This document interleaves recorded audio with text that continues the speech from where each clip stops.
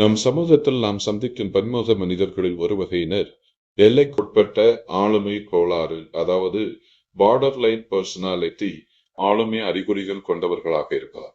இது ஒரு மனநல சவால் என சிலருக்கு சொல்லலாம். ஆனால் மனநலம் தொடர்புபடுத்திய நோயாகவும் சிலருக்கு இருக்கலாம். நம் வாழ்க்கையில் சிலரை சந்திக்கும் போது இவர் என்னை மிகவும் நேசிக்கிறாரா இல்லை மிகவும் கோவப்படுகிறாரா என்று ஒரே நாளில் 2 முறை யோசிக்க வேண்டியிருக்கும். காலை நேரத்தில் நாம் உலகிலேயே சிறந்த நண்பராக அவர்களுக்கு இருக்கலாம். மாலை நேரத்தில் ஒரு சிறிய தவறான புரிதலுக்காக நாம் உலகிலேயே மோசமான மனிதராக மாறிவிடலாம். அவர்களுடன் பழகுவது சில நேரங்களில் வானிலை முன்னறிவிப்பதை போன்றது. வெயிலும் வரும், மழையும் வரும், எப்போது என்ன வரும் என்று கணிக்க முடியாது. பார்டர்லைன் ஆளுமை அறிகுறிகள் கொண்ட சிலருக்கு உறவுகள் மிகவும் முக்கியம். அவர்கள் அன்பை ஆழமாக உணரக்கூடியவர்கள். ஆனால் அதே நேரத்தில் கைவிடப்படுவோமோ என்ற பயமும் மிக ஆழமாக இருக்கலாம். அதனால் ஒரு சிறிய தாமதமான தொலைபேசி அழைப்பு கூட இனி என்னை விரும்பவில்லையா என்ற கவலை ஏற்படுத்தக்கூடும். இவர்களுடன் பழகும் போது நமக்கு ஏற்படும் அனுபவம் ஒரு உணர்ச்சி ரோலர் கோஸ்டர் பயணத்தை போன்றது.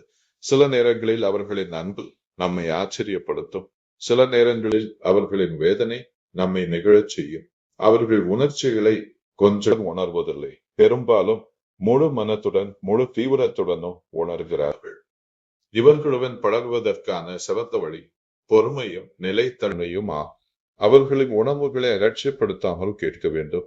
அதே நேரத்தில் அவர்களின் ஒவ்வொரு உணர்ச்சி அலைக்கும் நாம் அடித்துச் செல்லப்படாமல் நமது எல்லைகளை பாதுகாத்துக் கொள்ள வேண்டும். எனவே இத்தகைய நபர்களை பார்க்கும் போது நாம் நினைவில் கொள்ள வேண்டியது இதுதான்.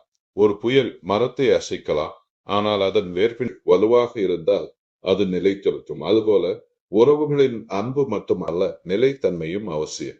அவர்களுடன் பழகும் போது நாம் கற்றுக்கொள்வது அன்பு என்பது உணர்ச்சி மட்டுமல்ல, அது பொறுமை, புரிதல் மற்றும் உறுதிப்பாட்டின் கலவையாகும் என்பதை